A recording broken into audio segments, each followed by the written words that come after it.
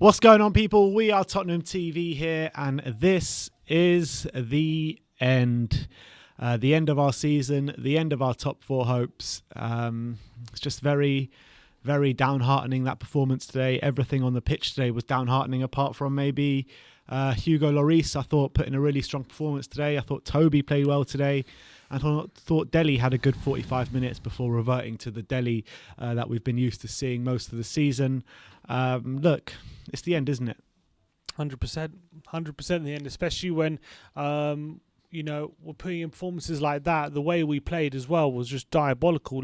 Leeds looked like the team chasing Champions League football. We looked like the team with nothing to play for. We didn't really seem to care. Like, they started out the blocks, and we seemed to shit ourselves when they pressed us. We didn't seem to get close to them at all. We seemed to really struggle to cope with what they had to offer, and it was completely diabolical on the pitch, pretty much from start to finish, barring a little spell in the first half where we seemed to get back in the game. We equalised and maybe could have taken a 2-1 lead. Apart from that, we had nothing to offer. We came out in the second half 2-1 down. You're thinking, okay, big second half. Let's see if we can turn it around. We completely didn't show up. Did not show up in that second half. Leeds finished the game the stronger. They were playing the ball around us like we weren't even there, like we were some lower tier side. It was embarrassing at times. They had more fight than us. They had more creativity than us. And our players didn't show up. Absolutely didn't show up. And in such an important game, it's happened so many times this season, it shouldn't be surprised, but in such an important game, you're thinking they'll fight tooth and nail for every ball to try and get as many points as possible. But it seemed as though as soon as we went 2-1 down, they gave up. It's like, there was like, here we go again.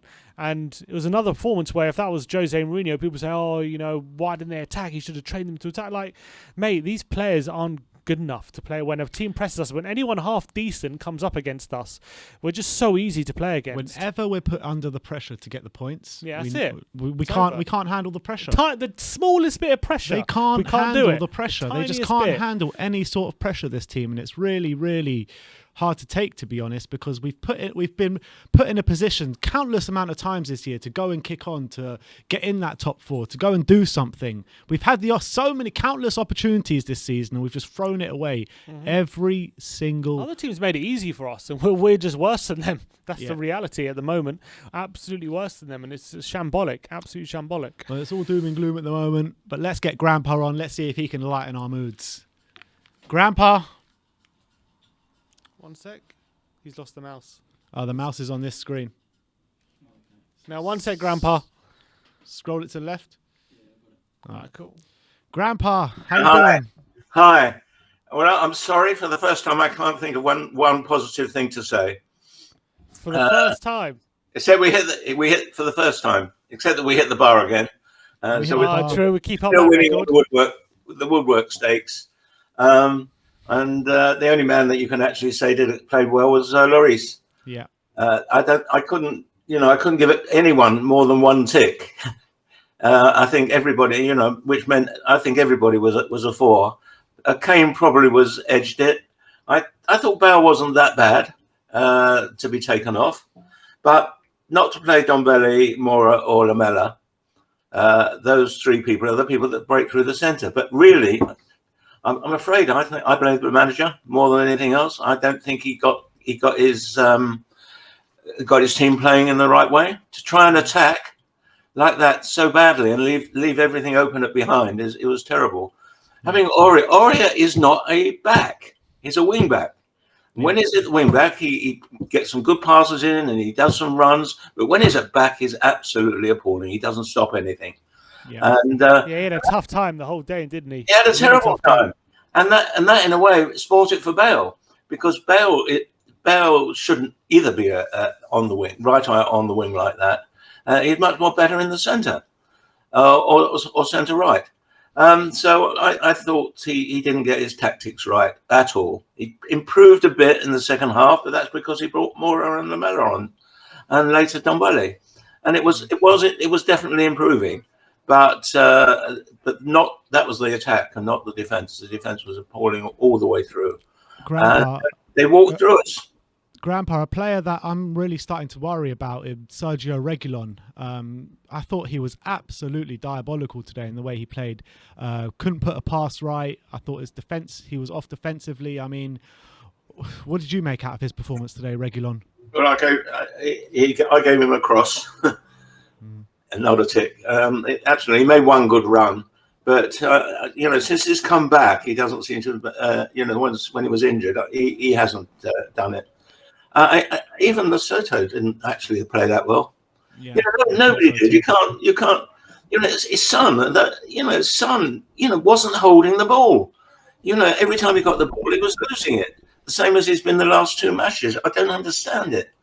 The thing is, Grandpa, every time any Tottenham player got the ball in midfield, got the ball up front, there were 3 or 4 Leeds players surrounding our players, hounding our players down. Yeah. We had no answer to anything that they could produce to us today. We had no answers at all. No, to some extent, you've got to give them some credit. Of course, yeah. Because they played very, very well. I mean, they're a real good team now, and they've done very well to win. What is it? They get 50 points, something like that. And the first time back in the league, I think they're forced to be reckoned with. But maybe we'll get their manager. Maybe. Yeah, but it's just, we have on paper the superior quality of players. I think even on the pitch, in terms of technically, I think you can see we're superior. But they just outworked us. They outfought us. They out-tacticked us. We couldn't play around their press. Every time they pressed us, we couldn't get around. We couldn't have the composure to play around them. We had a small period in the first half where we actually did seem to break away from their press, and then we got some joy and we started to play some good football. And Dele Alli was getting a bit of joy, and we got a goal and looked like maybe we could get some momentum from it. But again, as soon as we went 2-1 down, the heads dropped and we never recovered from that. And what is it with this team? There seems to be a serious mentality issue. Whenever there's a tiny bit of pressure on us to get a result, whenever we really need the points, we crumble every single time. And do you think that's a psychological issue? I think it's psychological. I think it's physical. I don't think they're physically fit. I think they're still lost a lot over all those games they had to play. But the person that should have been there was getting around people. When Dombele came on, he was winning the ball. He was getting the ball and winning it. When Mellor came on, okay, he did that terrible pass when there was 3 minutes to go, but we couldn't get 2 goals anyway. 3 goals at that point. But 3 goals. That's right. I was hoping for a draw at least. But basically, he was running through them. And that's what we needed, more running through, back holding, and more running through. I mean, we were almost running at the beginning. We were almost running like a 3-2-5. Mm-hmm. They had the forwards in their half when they were scoring down our end. So I think that was just poor management, mainly poor management, and probably poor training in terms of their fitness. Mm. So it's a very sad day. I think it was really, really disappointing because reading and listening to your Irish commentator earlier. I mean, everybody was fairly positive. Everybody thought we're giving predictions of 5-0, 4-0, 3-0. And even I said 2-0 in the end. And really, I don't think anybody expected the game to be that bad. I think. Yeah. And it's just frustrating, especially going into the latter part of the game where we really need a goal. And it looked like Leeds were more likely to score than us. We didn't seem to be on the front foot at all going into the latter part of the game. Yeah, and I don't know if you heard Ryan at the end there. I mean, he was still praising the players and saying how well they played, and he was absolutely convinced that second goal was not offside. What did you think of that goal? Well, when I heard him and then saw it again after he said he'd watched it 10 times, I think he was right. I don't think it was. His point was he blamed that for the loss of the game. He said if we'd got that goal, we would have come away in a totally different mood, and it would have buoyed us up.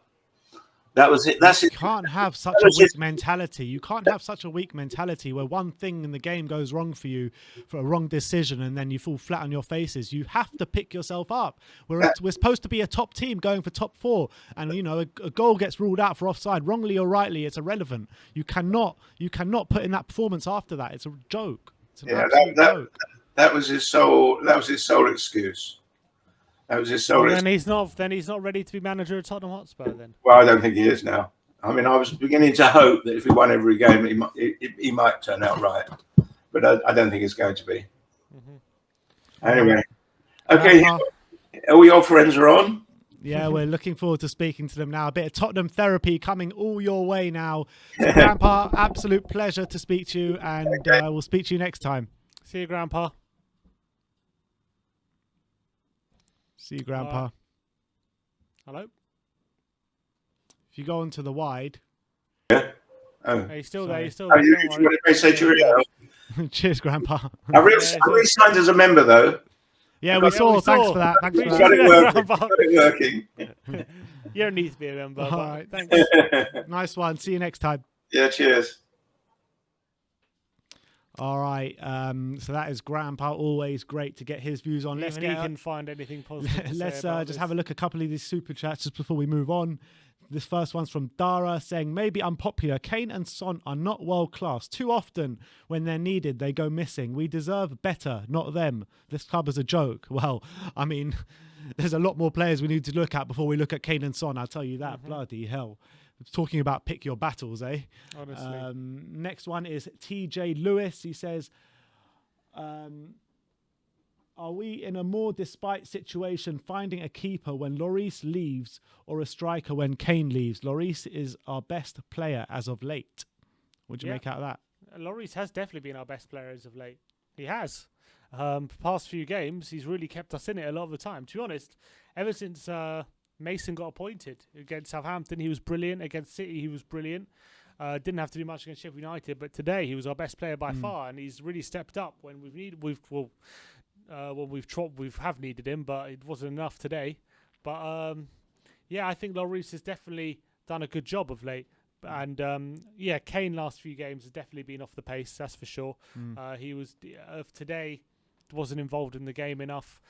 Did hit the bar from a free kick, but it just didn't seem. I'm not saying he didn't try, but he just seemed off the pace. He didn't seem right, Harry Kane again, and it's just like. We all know that he must be looking around the club at the moment and thinking, what is going on? What direction are we heading? We're getting nowhere very quickly.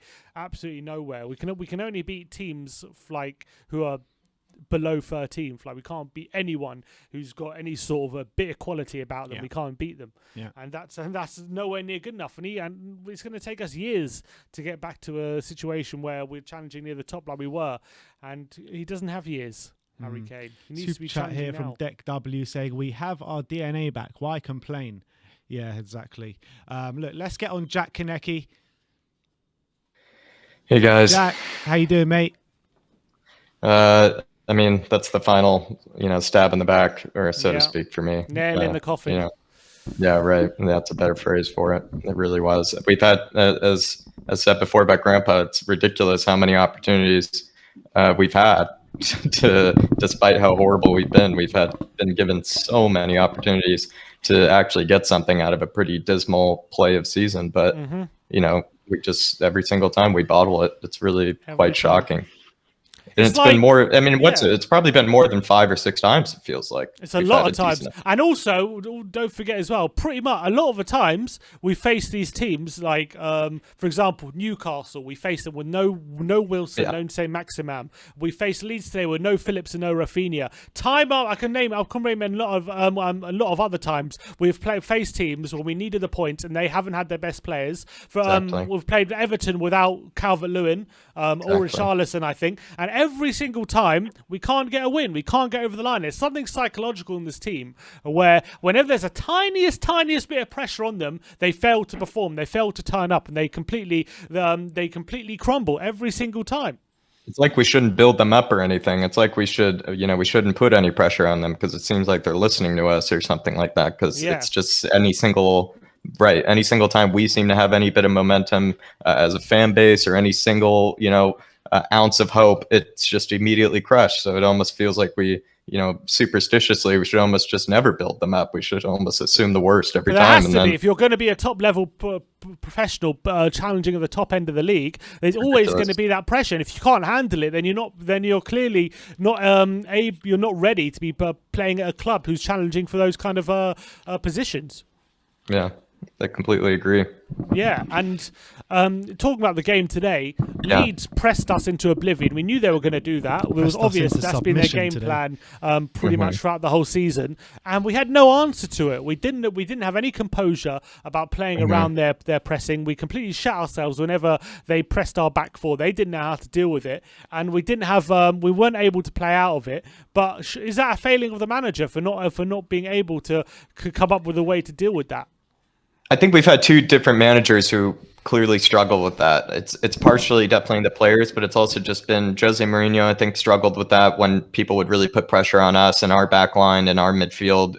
He struggled with that type of high pressure. And Ryan Mason is a very new manager and is going to get schooled by, the best minds of the game, which are Bielsa and Guardiola.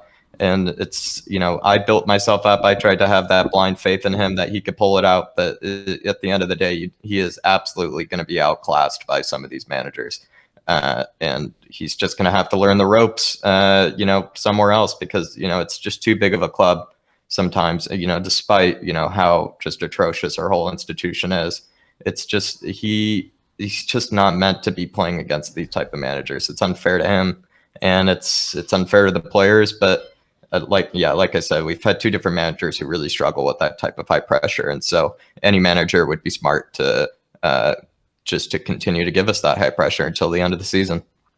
On the managers, Jack, the managers that have been strongly linked to us have been Ryan Mason, Scott Parker, Graham Potter. Out of those three, I mean, it does look like at this point it is going to be probably one of Parker or Potter. Who's your man?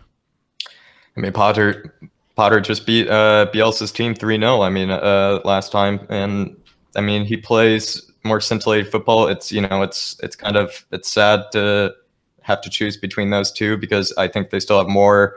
They need to have more seasons under their belt, and they need to gain a little bit more experience. Obviously, especially Potter has been somewhat impressive, but it's still kind of sad that those are the ones that are probably the likely ones. But if I were to choose between those two to answer your question, probably would be Potter at the end of the day because he does play very, progressive football, and that type of progressive football really, it kind of unhooked Leeds and they kind of caught them off guard. And I think Brighton actually do deal well with high pressure, and they do have really nice link-up play from the back to the front. So, I mean, it could work with Spurs.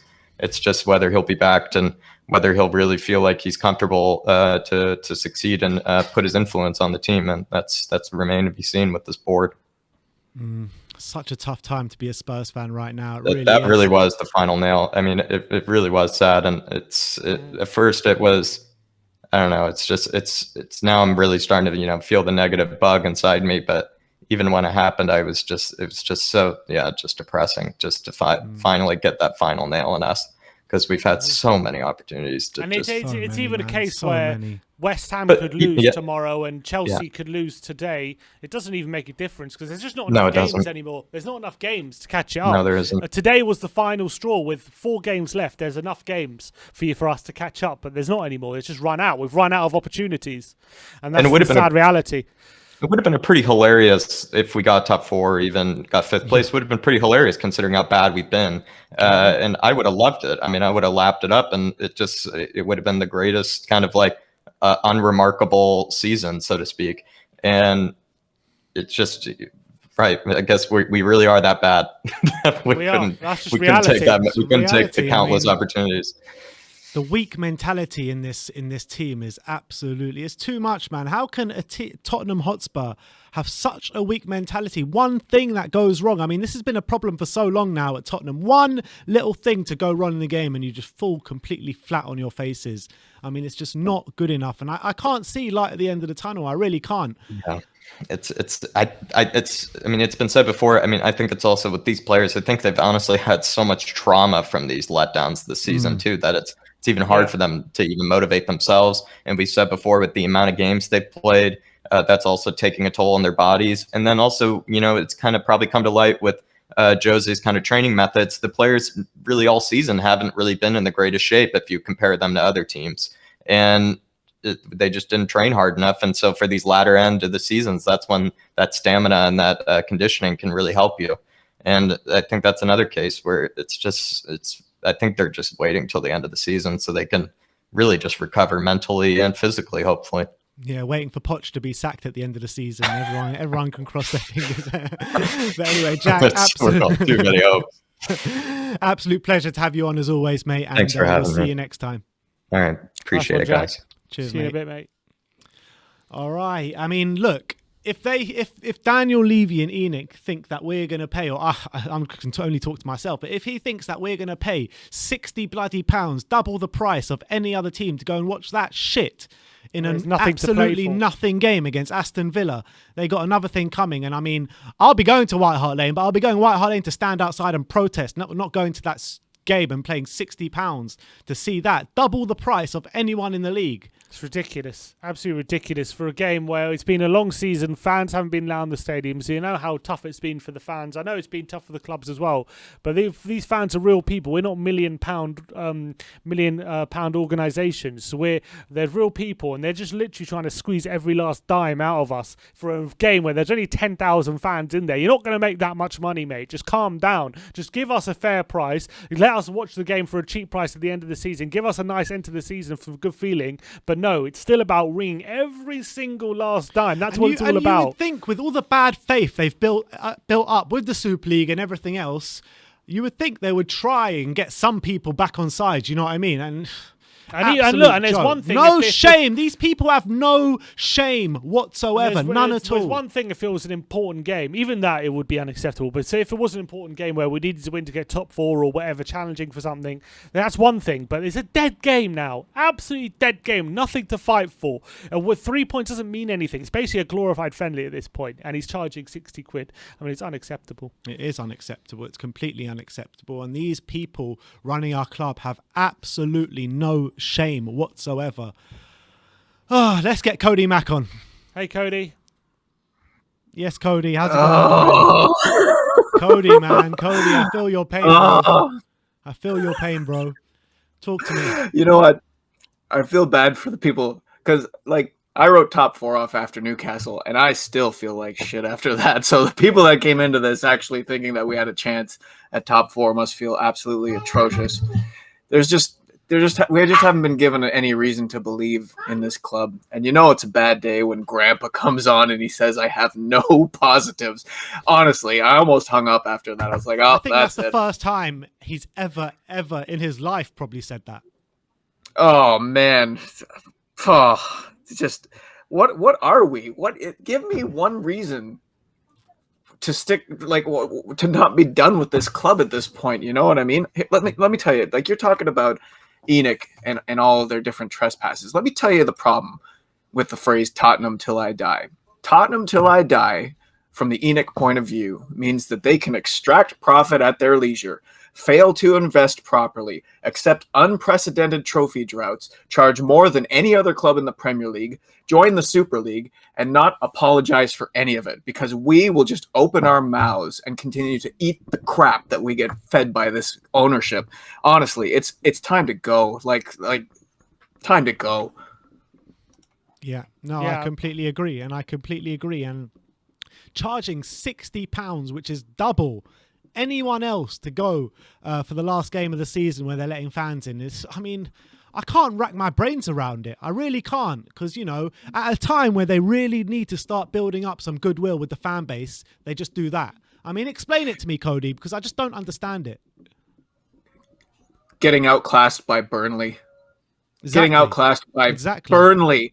Racist Burnley have more class than we do. It's just disgusting, you know. Like, I saw on Twitter this week that Bayern Munich are going to be charging £104 for a season ticket. That can't even get you 2 games at Spurs. No, not at this point. You can't even get 2 games out of that. And you know what? I've said it before. I'll say it again. Anik they're abusing the love of the fans, both English and international. They're taking advantage of people who love this club more than they hate the ownership. And I think just more people need to really wake up to what's going on at this club. You know, I'm certainly hoping that maybe the poor results on the pitch will help galvanize people to join the protests. I mean, at this point, man, honestly, like one of my biggest dreams for the longest time has been to fly to London and watch Tottenham in person, and I would sooner fly there to protest at this point than go and see a match. I'm not kidding. I would sooner go to protest outside of the stadium and demand change than I would rather go in and watch this club play. It's like the state of this club. Play. Fly over and spend some time in the studio with us. I think that'll be more fun. Well, that would be therapy at the very least. That's for sure. Yeah. But yeah, you know what? If you're looking at the match itself, you have to say that Ryan Mason failed the first real test that he's had. You can't really say that Southampton or Sheffield or even Man City were fair tests. You know, two of them were a little bit too easy, and then the one was almost impossible. But yeah, we were completely outclassed today. And what disappoints me is that I can understand wanting to distance yourself from the tactics of Jose Mourinho. But Jose's tactics, you know, he left a perfect blueprint for playing against this side. And Leeds are not the same side that we beat in January. I can admit that. But we played right into their hands, and we tried to play their brand of football, and they're just frankly better at it. We got completely outclassed today. Lloris was the only player on the pitch that deserves any kind of credit. Honestly, he saved us further embarrassment. It should have been 6-1. It should have been 6-1. Yeah, it should have been.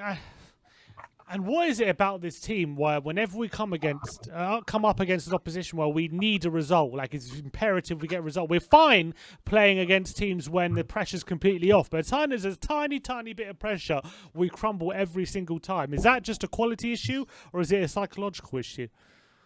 Oh, I think it's a little bit of both, if we're being honest with ourselves. You know, you can't look at the squad on paper and say that we have a top four squad.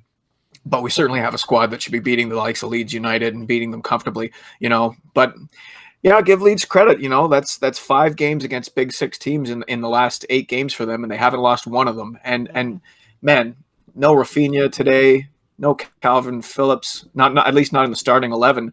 It's not even I honestly, you give Leeds one more good transfer window compared to some of the crap that we pull out, they're going to overtake us in the table next year. They're going to overtake us. Yeah, I know. Look, in terms of the manager for next season, what's your thinking behind it? Because it's looking like the only 2 options on the table at the moment are Parker and Potter. What's your thinking behind it all? Graham Potter is not an option. So I hate to say it for anybody that is a Graham Potter truther. I wouldn't mind having Graham Potter. I think he's a perfectly nice fellow. You know, plays a nice style of football. But Daniel Levy is not going to pay to buy a Graham Potter away from Brighton. And I don't see why even Graham Potter would want to come here. You know, like he's under contract with them until 2025. And frankly, if I'm Graham Potter, I'm waiting for the next big job to open up because, you know, if he continues to show some class from a management perspective, he'll get a better opportunity than Tottenham. He'll get a better opportunity somewhere else. So I think we're looking at Scotty Parker or, you know, you have to rule out Mason after today. I mean, yeah, that was just. I mean, what is a Sergio Reguilon at this point? What is a Serge Aurier? We have the worst back 4 in the Premier League. You tell me one. Cost us 2 goals as well today.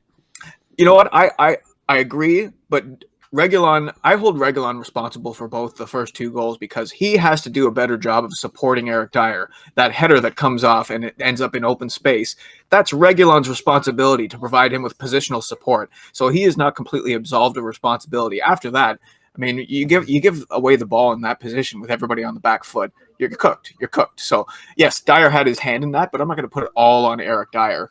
But I can't think of one back 4 in this league that I wouldn't swap man for man. All 4 out right now. I just on form. Like we're terrible. And the midfield seems to be getting worse by the game. Like Giovanni Lo Celso today. Like there was a moment there at the beginning of the second half where he just dribbled the ball out of bounds down the sideline in a transition of an opportunity. FIFA, wasn't it? Honestly, it's like, oh, my hand slipped on the controller and it kicked it out of. It was just. There's just nothing good. There's nothing good about Tottenham right now. You know, I skipped my breakfast. The game started at 7:30. I skipped breakfast just in case I had to eat my feelings after this game. And thank God, because it's the only good thing that's happened to me was having a nice emotional meal after that display. It's just disgusting. Mm-hmm. And season is well and truly over for us this season. I don't even know where we can finish now because so many teams have 2 games in hand now, let alone 1 game in hand behind us. And if we had any hopes, top 6 even looks looks very, very unlikely at this point after that result. Where are we going to finish? Well, I mean, you have to think that, this was one of the 4 games, Leeds was probably going to be the easiest one. You could say that. You could make that argument, I'd say Villa are clear, Wolves, Leeds, you could take it. I guess Wolves on form aren't quite as good, but I mean, it wasn't close today. So what reason do I have to believe that we can go and beat Wolves? What reason do I have to believe that we can go and beat Villa? It's just complete turmoil. Mm-hmm. Oh, I know, Cody. I know. Oh, Cody, man. Oh man, bless you guys. Bless you guys for talking about this club. It's honestly, it's starting to get to the point where like supporting this club and talking about this club on YouTube is becoming a form of self-harm. It really is. Oh man. You're not wrong there, mate. You're not wrong. But Cody, always a pleasure to speak to you. All in the good times, all the bad times. So big up yourself, and we'll speak to you next time. Speak to you, Cody. Yeah, glory. Profit. I think you should end it profit. Definitely profit over glory. We could definitely see that. But look, it's just so hard to take this. I mean, these post-match shows when we lose, and especially in such big games like this, it's just so hard. But look, let's get Simon on. Simon. Oh yeah. How we doing, mate? How we doing? Wonderful. I mean, absolutely same old. Same old shit, same shit, different game. How do you assess that for me? What can you say? Just the same old, isn't it? Clueless. Bloody clueless. I'll just be glad when the season finishes now. I've had enough now. That was it. That's the final nail in the coffin today. Yeah, I mean, do you think even if other results go our way, do you still think it's over? It's over. It's gone. That's it for cuck. It's gone. As I say in the Jewish religion, for cuck, it's gone. It's all over.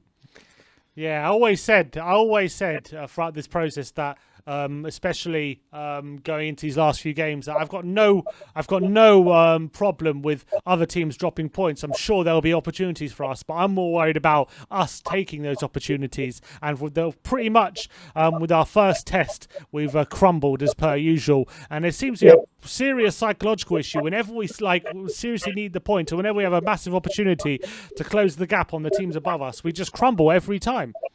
It's been like it in all the big games, all the cup finals over the years. It's the same old. They haven't got it mentally to get us over the line, and they're falling away now with the top 4. They just haven't got it. They just haven't got it upstairs in their head to get us through these big games. They keep throwing it away time and time again.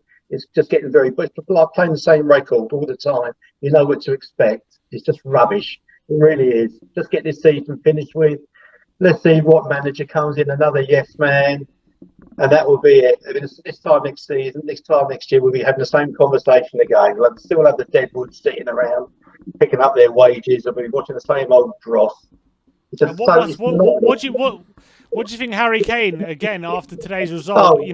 Harry Kane, let him go. If you can go with my blessing, he's done what he can for that club over the years. He really has. It's time for him, He needs to go, really. Let the man win some trophies now. He's not going to win it at Spurs. He needs to go. And they pay 125 million or whatever it's going to be to let him go to whoever. Let him go. He's got my blessing. He's been wasted at Tottenham. I feel sorry for him. I really do. I'm getting to the stage where I'm thinking, Levy, just take a cut price deal for him. Let him go, man, honestly, because he's a prisoner at the moment. Yeah, go on, Simon. He wants to be let out on parole. He's got to, I really feel sorry for him. He's the best striker in the world. He's not going to win nothing at Spurs. All right, he's won loads of individual trophies, but he wants to win the European Cup and things like that. He's not going to win it at Tottenham. He's 27, nearly 28. It's time for him to move on, and I wish him all the best. And Levy could pocket the 100 million and spend it on another bloody skywalk or something.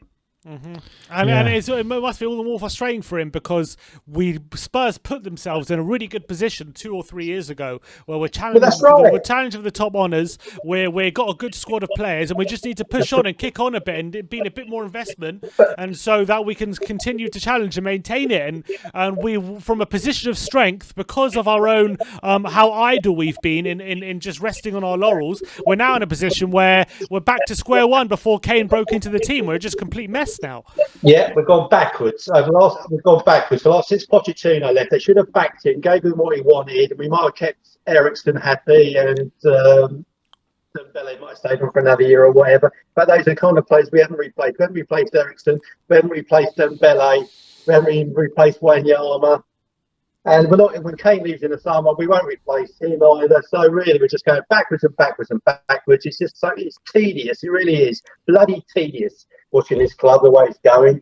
And then on top of that, Simon, they're trying to charge us £60 to go watch that Aston Villa game where other club are charging 30. I know Liverpool charging 44, but the Arsenal, Man United, everyone else like that charging 30. And Burnley are letting season ticket holders in for free, while Daniel Levy wants to charge us 60 bloody pounds to go and watch this dross. Well, I won't be going next week. It's my wife's birthday next week, and I'd rather spend £60 on my missus and spend £60 on a bloody seat watching that crap. Right. And I never spent £60 on my missus at any other day. Seriously, £60. They can leave. You can stick you £60 where the sun don't shine. I'd rather spend it on my wife and give her a good time sitting there watching that dross. And don't forget, they're charging like an £8 booking fee or something as well. Oh, I'm just fed up with it. I'm like Dave. I'm just sick and tired of the way this club's going. Like 63. I've seen it's a good time, but the last God knows how many years it's been utter dross under Levy. As soon as he gets up and stops off, we get some proper owners in, we can start maybe winning a few things and getting investment in the club. But with Levy in charge, no matter who comes in, Harry Potter, Graham Potter, Houdini, we're still going to be in this bloody mess for the next God knows how long. Completely agree, Simon. But look, always great to have you on. Right, hopefully we can talk about something positive sometime soon. Positive, yeah. What's going to be positive? Yeah. I think I forgot what positive means. I know. Anyway, keep up the good work. Thanks for the therapy. Save me phoning out the Samaritans. Thanks for coming on, Simon. I'll catch up with you later, boys. All the best. Cheers, Bye. mate. Bye-bye.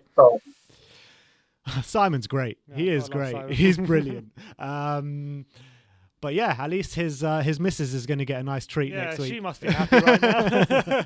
Loving the loss, cheering every goal that went in. All right, who have we got next? We got Will Stewart. Come on, Will. Yes, Will. How's it going, mate? Nice shirt. Appreciate it. No words needs to be said, just the shirt. Is he on mute?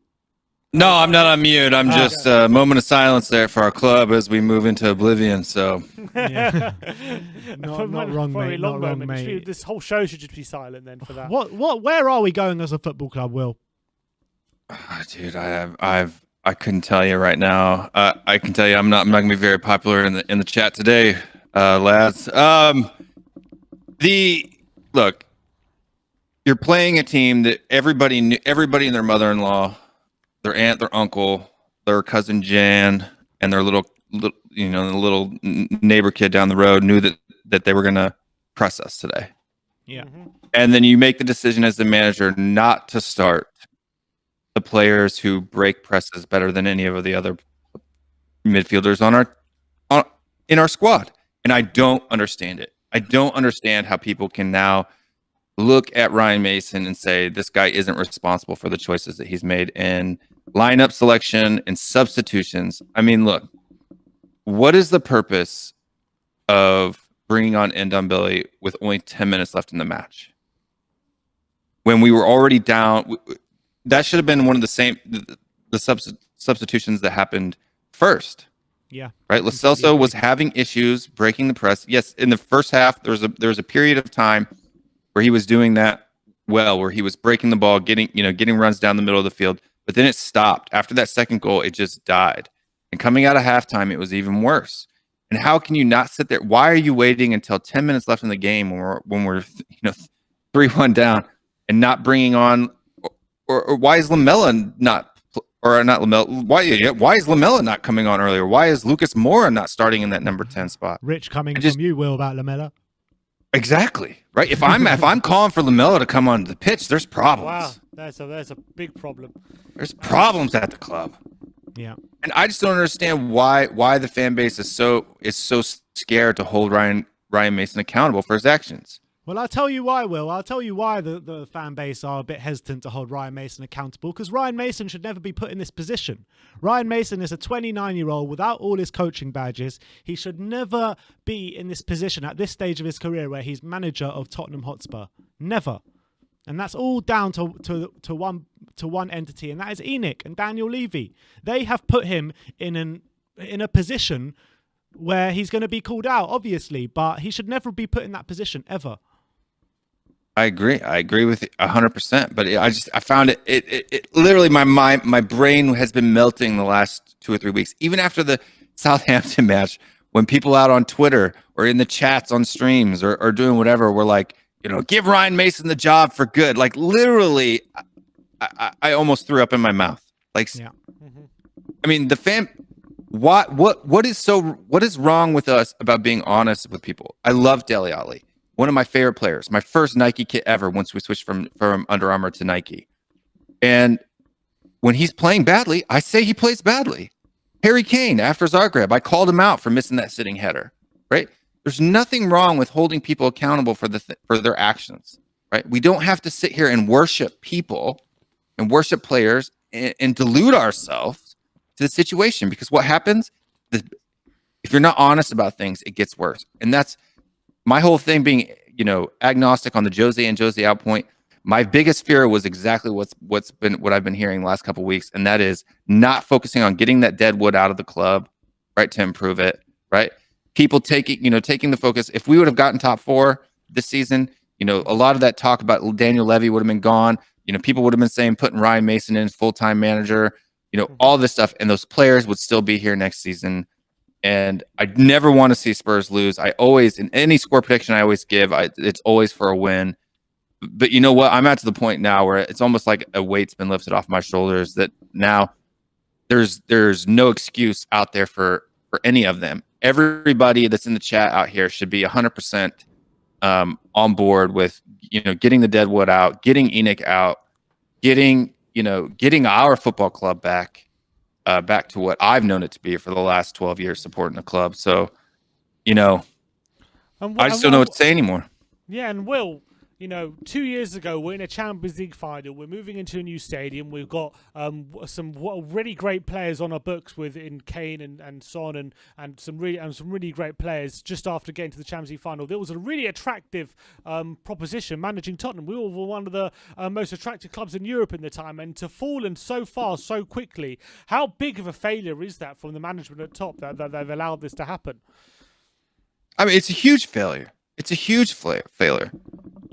Right, not only is it the team, it's obvious it's the team, but when you're the manager and you're picking the person you're supposed to be the one picking the players who's come out and start the game. Like, it doesn't take, like I said, it doesn't take a genius to figure out what was going to happen today.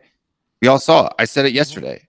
I said it this morning before, on the pre-match pump up, and I just don't understand why. Me being honest about the reality of the situation and what's going to happen, I don't understand why people want to sit there and hate me for it. Like, I just don't understand what. I'm not saying that I want the club to. I like Ryan Mason as a person. I liked him as a player. I hope the best for him, but he's got to be held responsible for the. He's the one that made the choice to take the job. I don't blame him for taking it, but he's still responsible for his actions, and that's all. Mm-hmm. Okay.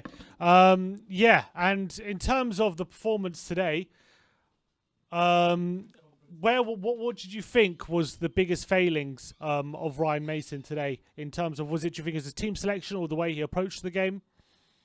Team selection. I mean, the way he approached the game. I mean, if look, everybody called Jose Mourinho out and saying that he was lying when he was telling the players to press or do whatever.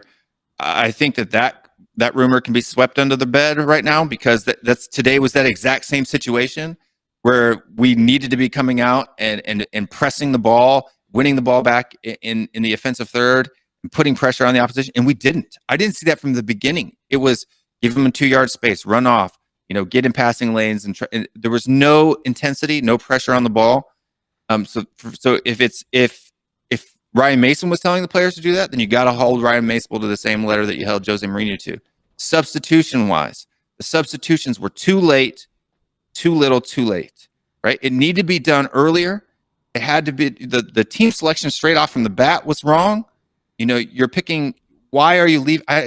Why are you leaving our best press breakers on the bench? I just don't get it. Now, if it's to do that to bring them on in the second half to make a change, well, obviously at halftime you knew that a change needed to be made. So why are you waiting to the 70th minute to bring Lucas and Lamelo on, and then waiting till the 80th minute to bring in Ndombele on when the game's already pretty much done and dusted? Mm-hmm. Right? The timing is wrong. The timing is 100% wrong. He's got to be held accountable for that. That just like Grandpa said earlier, right? He's got to be the blame has to be placed on his shoulders today. It just has to. He got it wrong. Bielsa made him look like a guy who's been coaching the U18 squad for the last 2 or 3 years. Yeah, that's reality. That's pretty much who we have in charge at the moment. And it's depressing, very, very depressing at the moment, knowing, again, another missed opportunity, and will most likely be the last missed opportunity of the season. But Will, as always, pleasure speaking to you, and we'll have you on again soon. Yep, thanks for having me on, folks, and we'll see you next time. Cheers, Will. Nice one. Very depressing at the moment, being a Tottenham fan. A lot of depressed and angry supporters after what was a dismal crumble of a performance from Tottenham today against Leeds United in a game we really had to win, and another opportunity we have let us pass by. But let's get the Irish Hotspur. Let's get David on. Let's get the Irish Hotspur on. How you doing, David? You all right? I know you're not all right, but what a shit show that was today. Yeah, look, first and foremost, I want to apologise to anyone that had to listen to my positive crap throughout this season. I apologise to you all. Look, it's basically just a bit of a rant I want to go on. Some people are going to like it, some people are going to absolutely hate it. But I have to get it off my chest. I'm all here for it. From the very first fan show I came on to you guys, I was talking about some of these players. They're not good enough. They can't do the basics. The very first fan show I done, go back and look at it. I've been talking about these players. Mm-hmm. Look, a lot of these players, they're overpaid ponces, right? They believe too much in their own hype. They live in too much of a bubble, right? They don't care about this club. They can leave this club and go to another club. Us fans can't. We can't. Take that jersey off. Take that crest off your chest. You do not care about this club the way we do. I've had enough. I've had enough of fans making excuses for these players. I'm fed up with it. We as fans, we protect these players too much. Too much. We're always constantly making excuses for them. And time again, they take our jersey out to the halfway line and just take a shit on it. I've had enough. I've had enough. These players have to be held responsible as well for what's going on this pitch. It's not good enough. Eric Dyer was in the press this week, giving out that his criticism was harsh. That first ball that came across there, okay, granted, right? Bobo the clown at right back. Just stick a wig and a nose on him if you're going to play him next week. Just do it, please. He's a clown, right? The ball comes across. Eric Dyer, instead of putting his boot on it and putting it out for a corner, he jumped out the way of it and let it go across as in, my man didn't get to it. It's okay. Let someone else do it. Share responsibility. That resulted in Reguilon. Okay, Reguilon could have done better. Okay? And that resulted in the first goal. The second goal, he was actually marking Bamford. He came off Bamford to drop into the 6-yard box. Now, we've seen against Liverpool, he stands there. He didn't look over his shoulder to see where Bamford was. And he didn't go to meet the ball to clear it either. Shocking. Reguilon at fault. He was 5 yards ahead of your man. He should never have been beaten to the ball. But the point of the matter is these players don't care. They're going home tonight in their big Range Rover, back to their £1 million mansion with an indoor-outdoor swimming pool, gym, pool table. You know, they're going to sit on their Instagram live tonight. They're going to have the crack. They're going to be playing Fortnite with people, right? And they're going to go to bed on a queen-size mattress, memory foam, the whole lot, Egyptian cotton sheets, and they're going to sleep soundly. They don't give a shit about this club, man. They don't care about this club the way we do. Look, David, you're 100% spot on. And this club is rotten from top to bottom. It's absolutely rotten. And I'm struggling to find anything to be positive about. I don't know what's going to happen next. I can't look forward to next season. What am I going to look forward to next season for? It's going to be the same dross week in, week out. We don't even know who our manager's going to be. And even the manager, like, well, who are we going to look forward to? Parker or Potter? I mean, like, what have we got to look forward to, David? Please tell me. We don't. We've nothing to look forward to. We built the stadium. We built this training complex to go to the next level, to be where we've always dreamed to be, to pick up the biggest trophies, the best prizes. And all we've done is regressed about 8 years right now. That's all we've done. You know, we've nothing to look forward to. This squad of players, they are not capable of doing the basics. You know, they keep complaining, we need a daddy figure. Okay, you want a daddy figure? Go and live with Heung-min Son and his father. There's your daddy figure. Problem solved. You know what I mean? These players cannot take criticism. They cannot take it. They get told some home truths, and they just can't handle it. You know, Mourinho was gone. We were supposed to get this free-flowing attacking football. The weight of the world was lifted off these players' shoulders. For what? For what? To beat a Sheffield United team. The only reason why we bet them is because Danny Ings came off injured, and they had no focal point. Completely changed the game. You know, what we done against City? Absolutely nothing. You know, okay, we beat a relegated Sheffield United side. Already relegated, nothing to play for. Of course we were going to beat them. And then for what? For today. Anytime there's a bit of pressure or results go our way, you can guarantee this core group of players will let us down. Will let us down.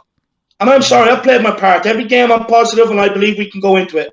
But I'm just at a point now where I believe as a fan base, we all need to start. Instead of stop like making excuses and like, you know, you see some players, they get a game or two and all of a sudden we're all sitting here, oh, maybe we can use him this way. Maybe he does have a future. No, we as a fan base, we all need to start being honest, get honest open air discussions out there so that we can all find a way to move forward with this, because we're just lying to ourselves right now with a lot of the excuses we make. To be honest with you, in a way, like everybody knows, I love this club. I love this fan base. But man, we're an atrocious fan base. You know, they tried to take the game away from us, right? They tried to take the game away from us. We couldn't even unite to get a decent protest going. And I felt sorry for you, for you, Ben. You were down there leading the charge, and I felt sorry for you, man. You have 70,000 followers on your channel. Probably at least over 70,000, but probably at least 70,000 of them Spurs fans. We couldn't even get 500, man. We couldn't even get 500 down there. You know, we are asleep at the wheel here.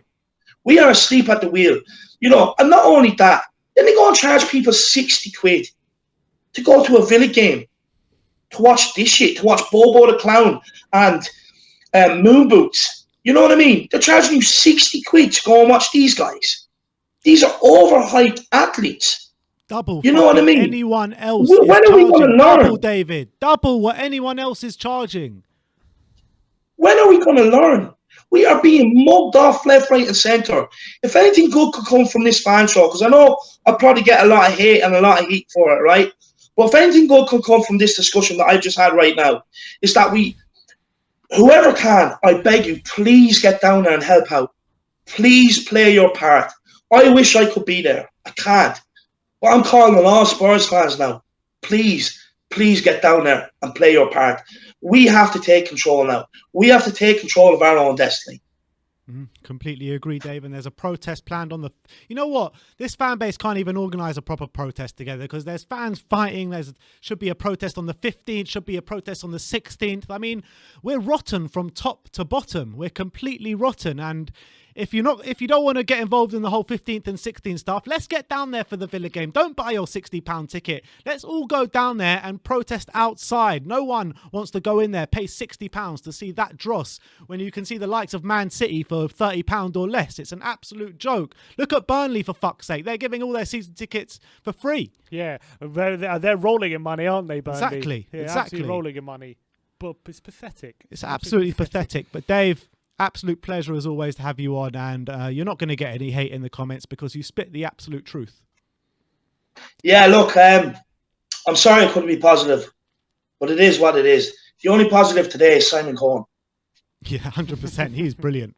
Definitely. He's absolutely brilliant. Definitely. You know what? It says something. I know my grandpa has come on every single game and found something positive to speak about every single week. Dross after dross after dross. He couldn't find anything positive to say today, and that shows you everything. That shows you everything. You know, I just feel sorry for everybody. None of us deserve to be put through this. Definitely. Completely agree. Look, David, we love having you on, mate. Big up yourself on the pre-match pump up, and we'll see you again next game. See you next game, lads. Come on. A couple of super chats here. One from Mintu Lee says, I love the club, but to be honest, it's very reflective of where we are from the game today. And being around 5th, 6th, 7th, without Hugo, we probably be 5-1 or 6-1. Anik out. Craig Silver says, another form of protest to show how we feel would be to boycott the Villa game. Don't buy a ticket. Yeah, that's what I just said. I agree. You shouldn't be buying 60 quid tickets are a joke. There's no chance you're going to see me inside that stadium. Not for that price. No chance am I going to that game. Not so tone deaf, these people. Do they not have like PR people like telling them how things are going to look? They got no. They just don't have know what no they're class doing. about them. They have no shame about them at all. At all. Rotten from the core to the core. Let's get Anik on. Anik, how you doing, mate? I'm doing good. What about you guys? I mean, look, it's really hard to take, but is that it? Completely over for you now? No coming back? I was quite sure that we're not going to make it to the top 4. After, I think, the Everton game, I was quite sure that we're not going to make the top 4. But, honestly, today's game, I didn't watch the first half because I slept off. And I don't know why I woke up after seeing the first half highlights in the second half. What I can make of it is different managers, same players. Yeah. I don't know why we are paying them such hefty wages.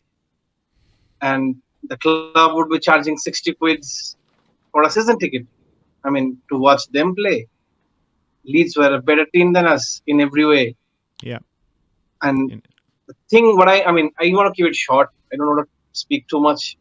But you know what? Lately we were talking about who will be our next manager. But you know what? Our priority should be who would be our next players. We should not focus about the manager. We need to get rid of this Edwards. But do you really trust anyone in there for the recruitment? You don't trust the transfer committee, the bloody well-renowned transfer committee of bloody Daniel Levy, Steve Hitchin, and the manager. You don't trust them to bring anyone in. You don't trust Ryan Mason. You know what I mean? He's too much of a rookie. So how do you move forward as a football club? You know what? It may sound very hurting and maybe bad. The thing I'm going to say is, I think we should lose all the games from here on to make them realize that we need quality. I know this is not what I should say, but how's it not obvious though? How's it not obvious? It looks like we're going to lose every game, and this has been taught. You know what? If you look at the fixtures of Tottenham, we had so many opportunities to get back. Yeah. So many good run of fixtures, but we screwed every time. Not a single opportunity we took this season. Not a single one. Our team is so bad that they cannot play against the press. Whenever a team is pressing, we know either we're going to concede late goals or we're going to lose. You know why? Because our defenders are not good with the ball at their feet. We don't have players. We have players that holds the ball too long. They can't leave and make space. If a manager comes in, they will be looking to play in the pockets of spaces in small triangles, maybe a little diamond here and there. But the problem is, do I trust these players who will be able to pull this off? I don't think so. Lucas Moura is good. He works hard. Sometimes, he fades off. But no, he holds the ball too long. Will he suit our style? No. If you look at all these players, Lamela, he has been here for so long. And he's still never been a first-team choice. And we're keeping him. Eric Dyer, they should all go. They should all go. We should rebuild. You know what? Kane is going anyway. Anyhow, he's going. It's a fact. We are just thinking that he should not go. Let him go. Let Son go.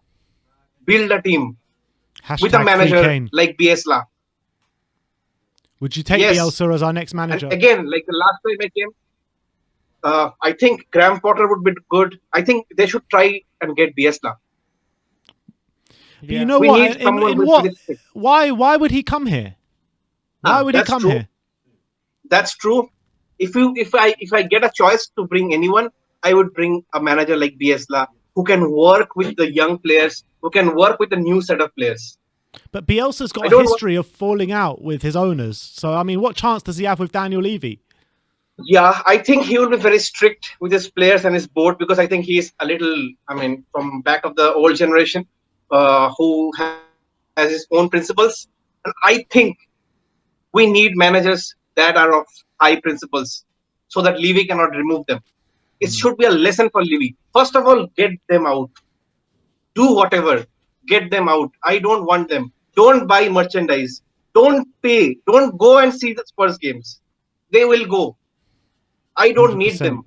The problem After the is, Europa League match, Anik, if we don't pay to go see the games, or what they like to call the legacy fans don't pay, they'll have the random people off the street, the day trippers that come for the one-off game, or the people that just want to go see football. You know what I mean? They'll fill those seats. They don't need us to fill those seats. but what I can say is like if we all are united and stand strong, we will send them a message. I We hope so. are football. We need to be organized. People from everywhere should be organized. No, I completely agree, Anik. But look, great to have you on as always, and we'll speak to you soon, mate. Yeah, keep up the good work. Thanks, Come on, man. you Spurs. Come on, you Spurs. Cheers, Anik. All right. Who have we got next? Josh. Josh.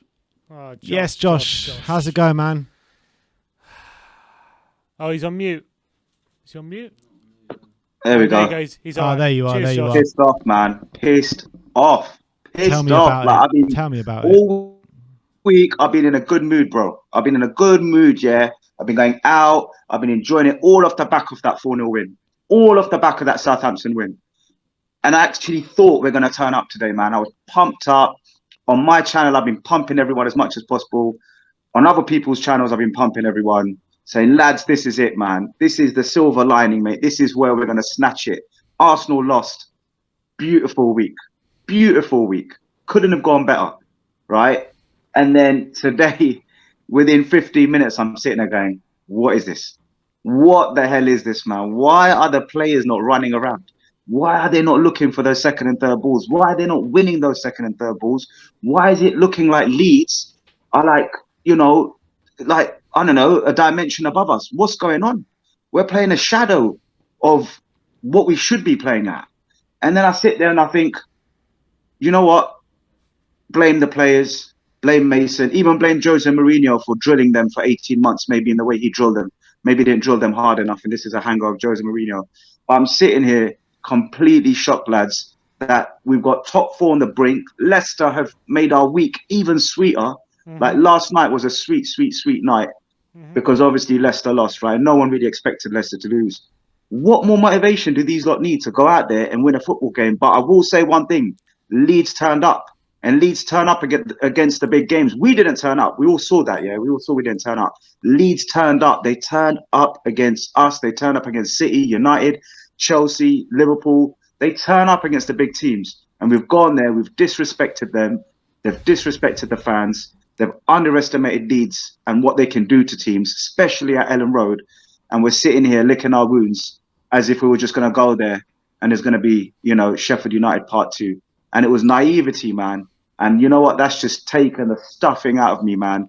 Like literally, that is the end of my weekend. I know it's Saturday and it's Sunday tomorrow, but that's the end of my weekend. That's the end of our season. Definitely and end I of just our feel season. like, mate, the way we're going, those that will probably catch us. If we put in performances like that, they'll mathematically catch us.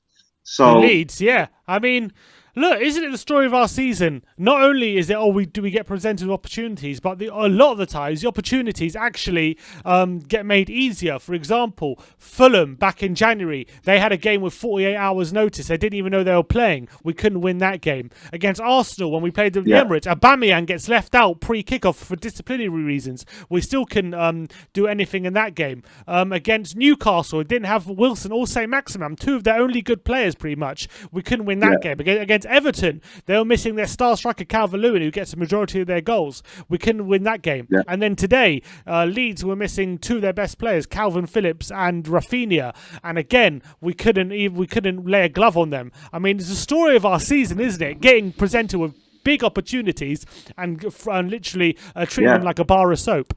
I'll tell you what, we've had luck. We've had luck because every time everyone said, right, Tottenham out the top four, We've somehow put a couple of wins, you know, obviously Southampton and Sheffield United, and, you know, we've kind of somehow hung on.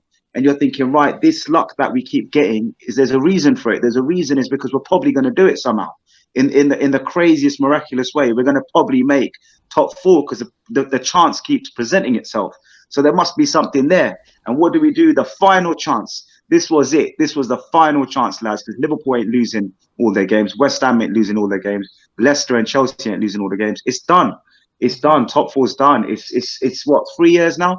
3 years without top 4. It's going to be, yeah, going into next season. You know, we're becoming Arsenal, man. We're becoming Arsenal, and we laugh at them. I laughed at them massively on Thursday night. I was out with an Arsenal fan. I couldn't stop laughing all night.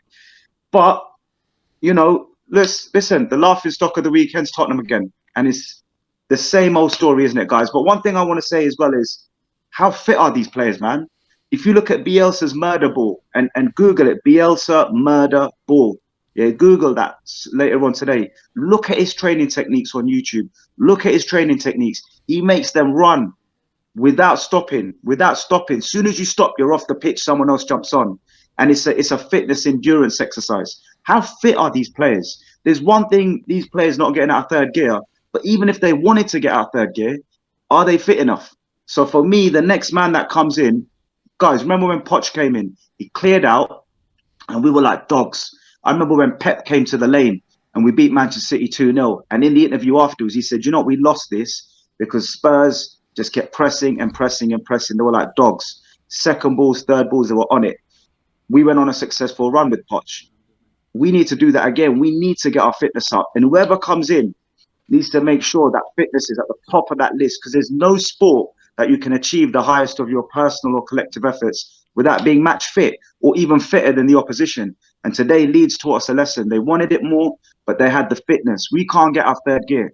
The only time we win a football match is when the opposition team doesn't press us and they're sit in worse, second or third or if gear. they're just worse, if they're a worse team, like or we've got like Gareth Bale's Palace left or foot. Burnley. Like if they're like bottom of the league, that's the only way we get a win. Yeah, we're mid-table.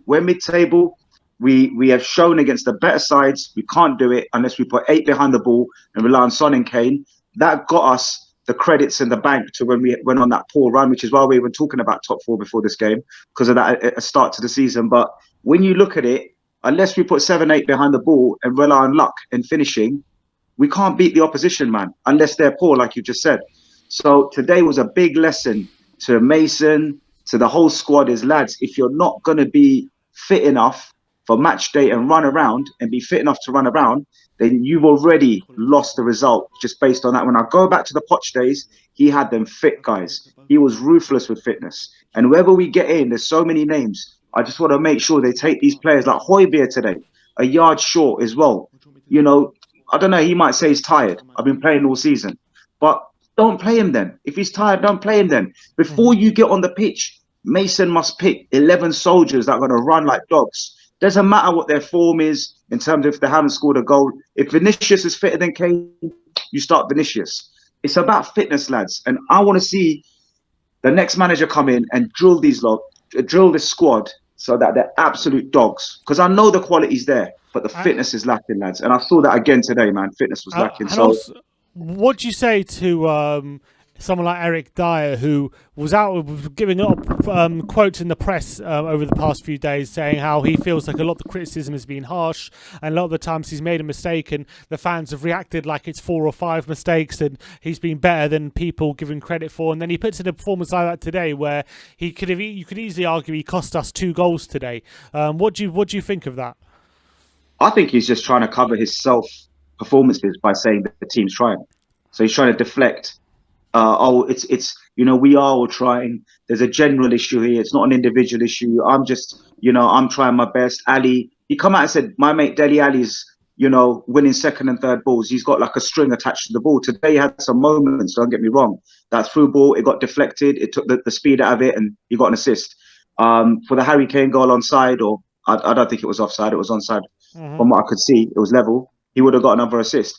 But before all that glamorous stuff, what Dyer said is Ali's winning second and third balls. Well, today I saw Ali strolling back in the second half. He lost his fitness. First half, he had an averagey game. wasn't too bad. But second half, he's strolling back when we've lost the ball. Who did you see run back?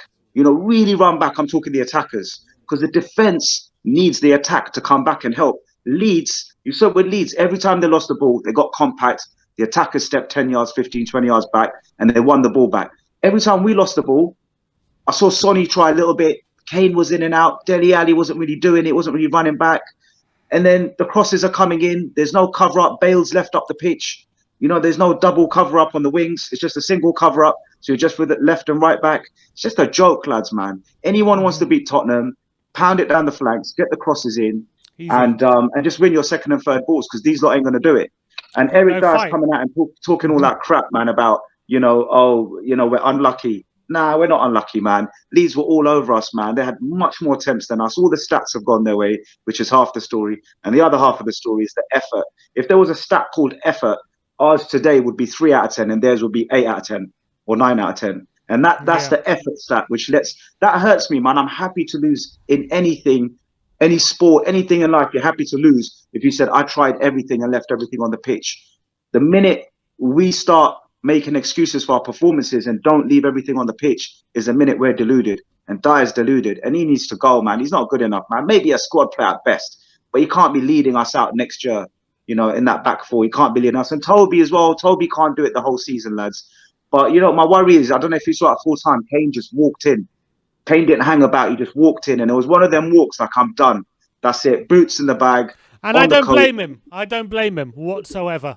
You know what? Now, Sim and Ben, it's about Levy, the businessman, We'll go and get maximum for Kane now. That's the last thing I want you to do at this club, is go and use, your tight ways to get the best every penny and pound for Kane. Leave it in the bank, please, all of it, and then move on and let someone come in and run the club that was to invest everything back into the club and actually has an interest in seeing Tottenham win and challenge with Liverpool, with Man City, with Chelsea, with United, not hang around basing our season on luck and just hoping one man Kane or one man Son is going to drag this team forward. We can't go into next season relying on two players. We've got to go into next season with 6 or 7 new players at least, proper players, young players, fit and hungry, and just, wash this squad out. So it might be the end of the season, but I also think it's the end of the squad as well. And maybe, listen, every good thing comes to an end in life. Let's just hope that next season, well, I pray, and you know what, if Levy's still in charge, what chance have we got? But let's just hope next season, half that team's not playing, bro. That's my wish now for next season, because this season is done.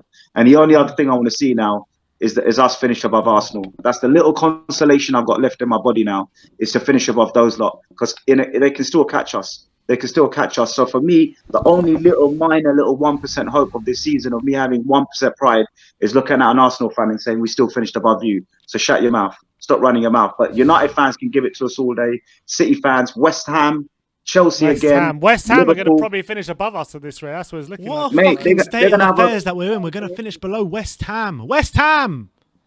That just sums up everything. What you just said there in the last 5 seconds sums up the season. We're going to finish below West Shitty Ham. I mean, the day has come that we finish below West Ham. Seriously. Shambles. Shambles. It's like they're winning the World Cup all over again. Mate, shocking. Hell, man. Shocking, man. But keep your chins up, lads, and keep producing this brilliant content, man. Thanks a lot, man. And everyone go and subscribe to Spurs Debates TV, man. Another great Spurs channel. So, Josh, absolute pleasure having you on as always, mate. And we'll see you next time. Take care. Nice one, man. Josh. All right. And we're coming to an end now. We got one more guest. Very special guest in Bob Spur TV. Let's get Bob on. Hi, Bob. Bob, all talk right, to me, man. Listen, a bit of your time in Spurs therapy is coming on now. I'm going to turn on the clock. How you doing, man? Mate, everything's just half-hearted, isn't it, Ben? I mean, the board half-hearted and shit. Players half-hearted and shit. Manager half-hearted and shit. And unfortunately, some of the fans are as well, mate. Completely agree. You know, it's. I mean, I've got to apologise. There has been that slight touch of negativity and toxicity amongst our Spurs fans, and certainly within the Spurs group. And me and David had a bit of a fallout a couple of days ago. And you know what? I apologise to him because I used to defend the players. I used to say, Jose did. Of course, there's no getting away with Jose. Jose was a problem, but I never gave that much of a blame to the players. But mate, and David, if you're listening, mate, I apologise. Fucking hell, honestly. If there was any way I could take this love for this club out of my heart right now, I'd do it. Honestly, I don't want to support this team, but we can't not support this team. I it's remember ingrained within us. We it's can't ingrained. Get away from it. We can't get away from it. And I think our focus needs to be totally on the protests now. And people, 15th, 16th, I'm not sure. Go on the 15th. Go on the 15th. Go on the 16th. This whole argument within the fan base. 15th, 16th. I mean, like, this club is so rotten to the core from top to bottom. We can't even organise a protest properly. Exactly, mate. And you can't have too many. Go on the 15th. Go on the 16th. You have to go on the 17th, 18th, 19th. Just go. But go because you want to. Don't go because you feel like you have to. Yeah. Go there to make your point. And make a point, because that's all there's left. And it's so hard for me to say this, but I don't give a shit about our next 3 games. I really can't. I couldn't care less how we perform and what the results are. Obviously, we've got the Europa Cup and all that stuff, but my main focus, and in my opinion, it should be every Spurs focus should be that board. I'm a realist. I'm not expecting Anik out. I'm not expecting Anik to sell and go, but change their ways. Have a dialogue with us. Tell us you're going to change. Tell us you're going to have a bit more ambition. Sit down with us. But there's nothing there, Ben. And like David said earlier, we get radio silence, we get deafening silence, and then the only noise we get out of the club is we get a few emails about the club shop every day, and then we get and then what else we get? We get come on the Skywalk, come on the Skywalk. We've just put an abseiling thing down the stadium. Let's spend some more money on that, and then on top of that, you're going to have £60 to spend on a meaningless Aston Villa game when every other club is either charging £44, which is the most in Liverpool, and then behind that you've got Arsenal, Man City, Man United on £30, and then you've got a team like Burnley showing some real class and giving it to season ticket holders for free. And you know what? They'll probably sit down a couple of days and probably retract that and said, right, okay, we made a mistake. It doesn't matter now. The fact you've come out and said it's going to be 60 quid and you're having to retract it, just like you did when it went all furlough and everything else. Mate, it's not right. And I think a lot of, I don't know why, but we're the only club who've not spoken about when they're spoken about the ESL protests. There's always a reference to the Man United protests and the Arsenal protests and the Chelsea protests and the Liverpool protests and the Man City to an extent. I mean, they're not fussed one, but there's never a reference point to our protests. We had what? You had 30 seconds on Sky Sports, which was embarrassing. I felt, like David said, I felt embarrassed for you. And I'll tell you what, if people don't turn up on the 15th, it will just show maybe we deserve it. Maybe we deserve this board, mate, because if we ain't got the passion to change it, why should they? I mean, it looks like it's going to be a big deal. Yeah, spot on, Bob, because when I was there at the protest, I got a few calls and a few texts. Oh, brilliant. Yeah, you made it onto Sky Sports. You made it onto this one. You made it onto that one. Who the fuck cares when, you're putting in an embarrassing protest like that? I came away from that protest more downhearted than I did when I got there. Mate, there's more passion at the marquee. There's more people chanting there at the marquee. But yeah, every single Spurs supporter, I mean, I'll be there for the 15th and the 16th. And like I say, if I have to extend it to the 17th, 18th, 19th, I'll do it because it needs to be done. I was there at the sugar protests. I'm slightly older than them, but I'll be there. I'll be there, and there needs to be a change, mate. I'm not expecting Anik to sell up and move out. Of course not. That would be great. In an ideal world, that would be great. But all this talk about players and managers, of course, everyone's got a job to do and we need to speculate. Of course we do. But to me, it's all irrelevant. Honestly, Ben, it's all irrelevant, mate. I don't give a shit who the manager is coming in. I don't give a shit who the players are going to be. We're associated with. Bob, none of it matters. Yeah, I know, mate, and I totally. But for me, it's all irrelevant right now, and I don't think people understand. I think Spurs fans are still a bit blind to the fact how serious it was. We we could have lost our club. It would have been the end, and I think people are just underestimating how important these protests could potentially be. Because the more we protest, the more likely they're going to hear us, and hopefully we'll get some form of dialogue. I don't want to talk about today's game. Yeah, I mean, do you think they care if fans like us don't turn up anymore? Do you think they even care anyway? That's it, and that's the hardest thing, isn't it, Ben? We can do. I was just asked that question. What's the point of doing protests? Did you think we can do our bit? I want to. If nothing changes, at least I can sit down and say I did my bit. I did my bit, and I did my best. And we can all hope, mate. We can all hope, and that's what we're doing. That's the whole reason we're doing it for. Well, Bob, I look forward to seeing you next week. Yes, mate. Definitely. I look forward to the protest, but look, I just hope they have somewhat of a turnout. I really do, because fingers the last crossed. one was absolutely pitiful.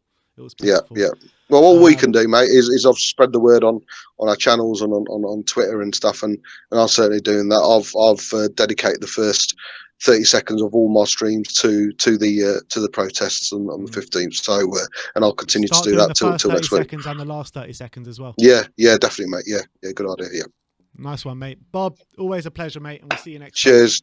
Legends. See you later. Up the Spurs. Nice one, Bob. Is there anyone else, Jake? All right, so that is it. I think a few more super chats, actually. Awesome All says, you need players like Skylar and Mount to get top 2. I know who Mount is. I don't know who Skylar is. I don't know. And then he says, players so bad, Jose parked the bus with weak teams. I thought it was a bait for a second, so I was like hesitating to read it. Skylar should be all right, that one. But yeah, another depressing day on the channel today, but is what it is. Unfortunately, Spurs season has ended yet again this for today. My darling friend, the end. And our tensions turn now to where they should always be, and that's right at the top. Remember who the real enemy is. Exactly. As they say. Never ever forget what they have tried to do. Don't forget as well what they have done consistently over a number of years now. Don't forget as well that they're charging us £60 to go to a meaningless game when it is pretty much double anyone else is charging. Anyone else in the Premier League is charging. And think about that. Let that sink in. We can't even win a game that means anything, and they're making us pay over double what anyone else is playing. Teams like Manchester City, who are an absolute joy to watch. You know what I mean? It's an absolute sick joke. Chelsea as well. Champions League finalists, FA Cup finalists. We have to pay more than them. And they're in London as well. So no excuses whatsoever. None at all. Yeah, exactly. As Slav said behind the camera, it's more expensive than the bloody cup final. How is it more expensive to go and see a nothing game against Aston Villa than going to watch your team play in a cup final? I mean, it's an absolute... I'm lost for words, to be honest. But look, that is it for us today. Thank you, everyone, for watching. Your Tottenham therapy session is over for today. That's it from me and Sim. We see you back tomorrow for the morning after show. Press conference is up on the channel right now. A whole 3.5-minute press conference from Ryan Mason today. Yeah, that is it. And yeah, we see you tomorrow morning for the morning after show at 11 o'clock, and then you see player ratings and the 5 takeaways. You'll see that all tomorrow. So like, subscribe, and comment. And as always, come on, you Spurs.